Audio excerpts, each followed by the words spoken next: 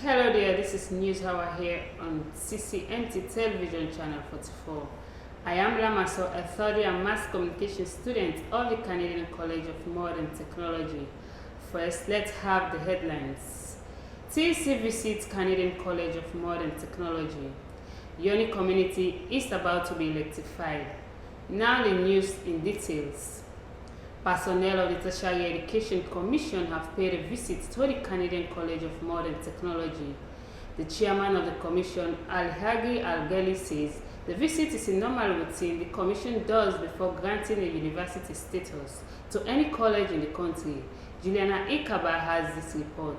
Members of the Tertiary Educational Commission, TEC, visited the Canadian College of Modern Technology for a survey before the college is granted a university status. The chairman for the Tertiary Educational Commission, Professor Aliyajin Mohammed Al-Ghali, says the visit is a regular on which they pay to all colleges who applies for a university status. There was an application for upgrading this college to a university status, and the process of application, as per our guidelines, we have to visit, verify facilities, verify the governance structure, meet with some of the staff, talk to people, and that's exactly what we are here to do, to ensure that we verify what's on the ground, to talk to people, understand the concept of the university, so that it will aid us in our final evaluation. He further commended the hospitality of the staff of the college. Quite impressive. Physical environment is quite impressive, and I must say the staff are very friendly. The reception has been good. So we go back with a good feeling. He continued by stating some of the policies the Commission has put in place to monitor tertiary institutions in Sierra Leone, which it says helps them to regulate tertiary institutions in the country. So we have 4 directives. We have a directive wherein new institutions apply to them, evaluate, and then make recommendations to the Commission. We have another unit, which is the academic audit. They from time to time go around, look at what obtains institutions, and make recommendations for us to see how we can improve. First of all, checkmate what we are told at the start, see how we can improve the performances of these institutions, and we regulate things. I cannot tell you all of the policies now, but there are many policies which try to give an also picture of what we do. Speaking at the event, Professor Alison Sisay commended the work of the CEO, Muksin Sisay, and says he hopes to see the college transcend to another level. Seeing is believing. The first time I saw something about this university was on TV. I saw this university with all its modern facilities. I think that this is where I would like to send my grandkids and some of my sisters to this university. Never been here until yesterday when my friend told me about this. And I tell you, the name University of Modern Technology is not a meaning.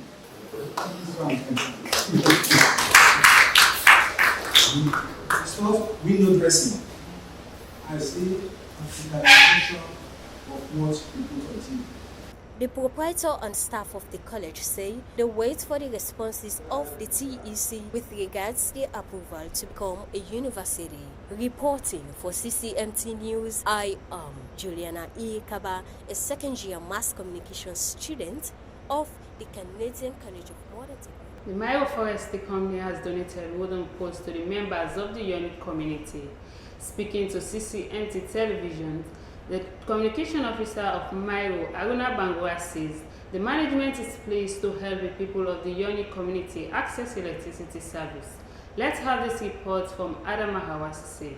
Agroforestry Company, in collaboration with the Yoni Action Group, has distributed wooden poles to some communities in the Yonibana Chiefdom to help supply electricity from the Yonibana Community Schools generator that was donated by the former Foreign Minister Zainab Awabangura to the community school.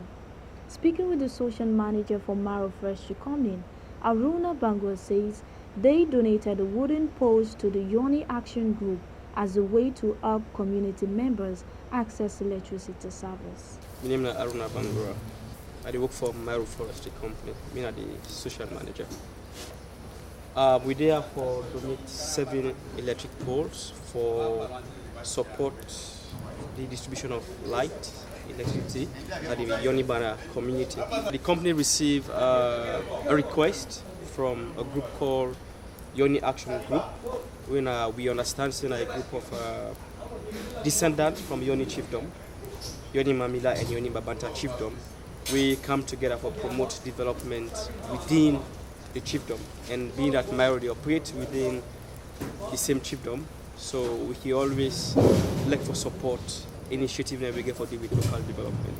The principal for the Yonibana Junior Secondary School, Andrew SAHID KAMARA, says even though the generator was donated to the school, they saw the need to extend its supply to the entire community from a concern raised by members of the Yoni Action Group.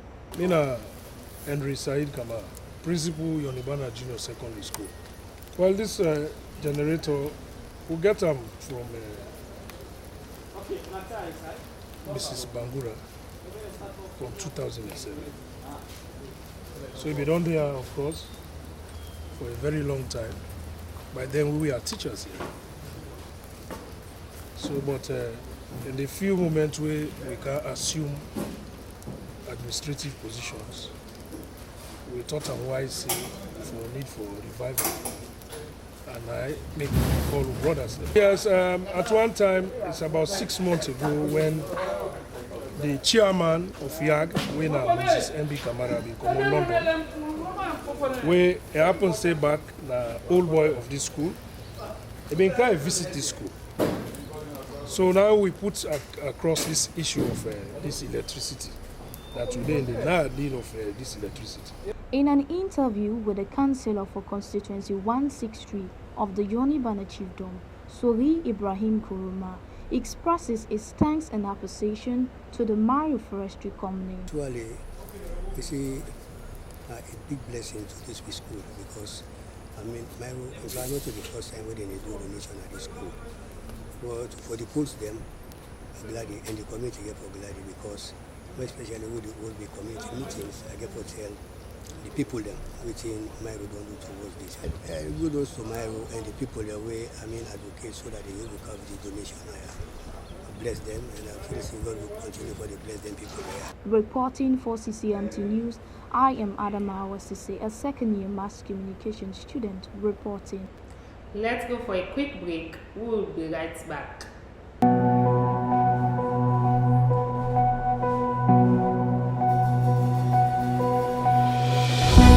Becoming somebody isn't easy.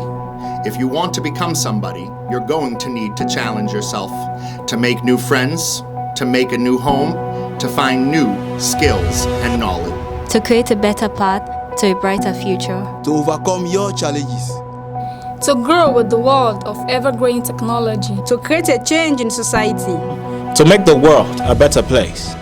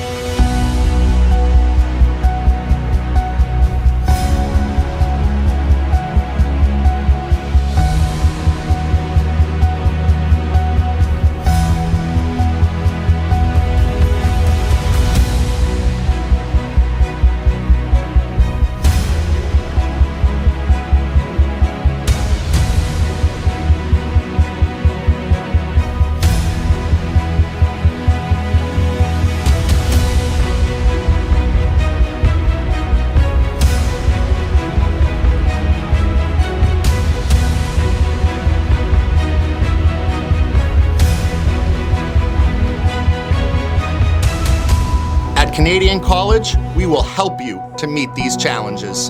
This is the place where your career can Canadian College of Modern Technology, the place where careers begin. Let's now have continental news. Death toll from 7.2 magnitude earthquake in Haiti rises to over 1,200 people. Here is the report. The Haitian government has declared a state of emergency after a 7.2 magnitude earthquake struck the country. The state of emergency is in effect for the Western Department, Southern Department, Nibs, and Ganhans. According to the country's Civil Protection Agency, up to 1,297 people died during the incident and more than 5,700 were injured, leaving many homes and properties in shambles. The destruction has also pushed hospitals to the brink and blocked roads that will carry vital supplies. Prime Minister Ariel Henry said medication is their biggest urgency right now. Amethyst Cecilius, an administrator at the Immaculate Conception Hospital in Les Caires, said that he was expecting a massive wave of victims, including many from the city outer areas who were not able to travel on Saturday. He further said that they have started receiving help from NGOs and from government. According to the National Hurricane Center, the entire coast of Haiti is under a tropical storm watch, meaning tropical storm conditions are possible within about 48 hours. Courtesy of CNN News, I am Florence Esther KAMARA, a third-year mass communication student of Canadian College of Modern Technology. Airlines avoid Afghan airspace as Kabul airport closes to commercial flights. Major international airlines are scrambling to reroute flights away from Afghan airspace as the country falls to the Taliban, disrupting passenger service to India, Pakistan, and the United Arab Emirates. On Monday, United Airlines, Virgin Atlantic, Emirates, and Fly Dubai all announced changes to flights to or over Afghanistan, saying that they will monitor the situation as chaotic scenes unfolded at the main airport in Kabul, the nation's capital. Virgin Atlantic also said that it will reroute its upcoming services to India and Pakistan after the latest situation reports in Afghanistan. Starting Monday, the carrier's flights to the cities of Islamabad, Lahore, Mumbai, and New Delhi, which usually fly over Afghanistan, will be diverted to avoid the country's airspace. Former Afghan President Ashraf Ghani fled the country Sunday hours before Taliban fighters took control of the presidential palace in Kabul. A growing numbers of countries are now working to evacuate their citizens from Afghanistan, including the United States, South Korea, and New Zealand. On Monday, the Afghanistan Civil Aviation Authority announced that commercial flights had been cancelled out of the Hamid Karzai International Airport in Kabul. The civilian side of the airport is closed, according to a notice to airmen.